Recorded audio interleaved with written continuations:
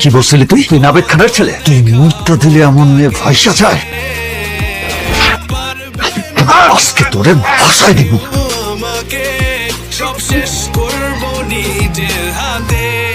কাউরে কিছু করার জন্য বাপ লাগে না, ঘাস লাগে। ওই জানোয়ারের বাচ্চা আমার মুখে মুইতা দিছে, আমি কিচ্ছু করতে পারি নাই। এখন যদি ভাইয়া থাকতো ওরে পিস পিস করে কাইটা ফেলতো। তুমি এক্ষুনি ভাইয়াকে ফোন দাও আর ওনাকে দেশে আনার ব্যবস্থা করো। May I come in? Ayesha বলছি।